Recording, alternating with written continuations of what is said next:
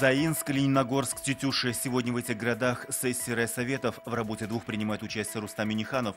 Итоги промышленности, работы села, социальное и культурное развитие. Главы отчитываются по каждому пункту.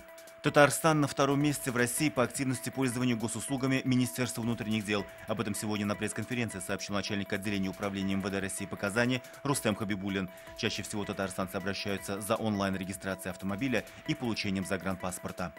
К лету, возможно, в Казани начнут прокладывать вторую ветку метро. Об этом сегодня сказал глава Казметростроя Марат Рахимов. Сейчас в районе первого участка второй линии метрополитена от станции Фучика до станции Сахарова ведутся подготовительные работы.